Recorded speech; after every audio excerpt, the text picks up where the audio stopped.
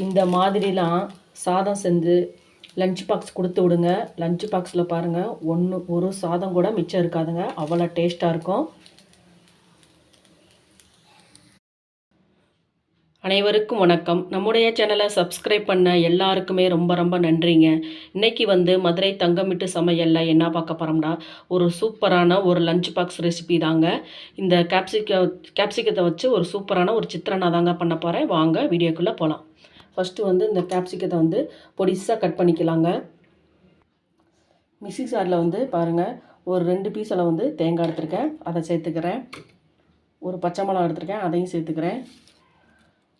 ஒரு கைப்பிடி அளவு கருவேப்பிலை எடுத்துருக்கேன், அதையும் சேர்த்துக்கிறேன். ஒரு கைப்பிடி அளவு கொத்தமல்லி எடுத்துருக்கேன், அதையும் சேர்த்துக்கிறேன். அது கூடவே 1 ஸ்பூன் அளவு ஜீரகம் சேர்த்துக்கிறேன். இப்போ இதை நல்லா குறப்பாக அரைச்சிக்கலாம். கடாயில் பாருங்கள், 1 ஸ்பூன் அளவு எண்ணெய் சேர்த்துக்கிட்டேன். கடலைப்பருப்பு, நிலக்கடலை, கடுகு, ஜீரகம் சேர்த்துக்கிறேன்.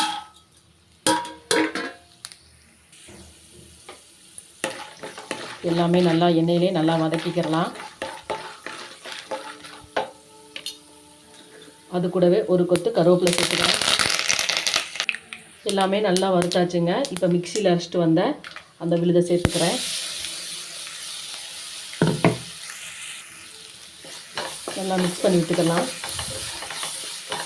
அந்த கருவேப்பிலை கொத்தமல்லியோட பச்சை வாசனை போகிற வரைக்கும் நல்லா மிக்ஸ் பண்ணி விட்டுக்கலாம். இப்போ கொஞ்சமாக உப்பு சேர்த்துக்கிறேன்.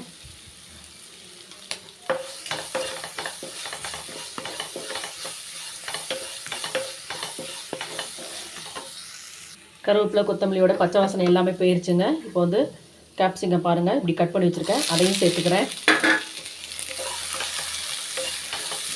தண்ணி எதுவுமே ஆட் பண்ண வேணாங்க. அந்த எண்ணெயிலேயே அந்த கேப்சிகத்தை நல்லா வதக்கிக்கிறலாம்.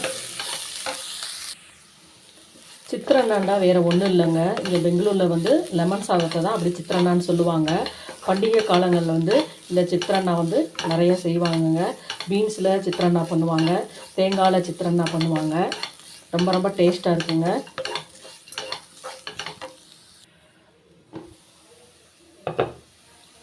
கேப்சிகம் எல்லாமே பாருங்கள் நல்லா வெந்துருச்சுங்க. இப்போ சாதத்தை சேர்த்துக்கிறேன்.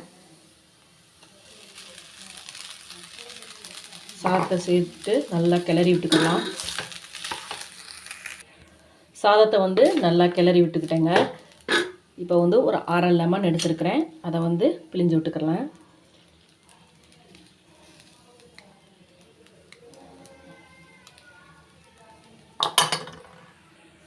பாருங்கள், அருமையான கேப்சிகம் சித்திரண்ணா ரெடி ஆகிடுச்சு பாருங்கள். இதே மாதிரி நீங்களும் செஞ்சு பாருங்கள்.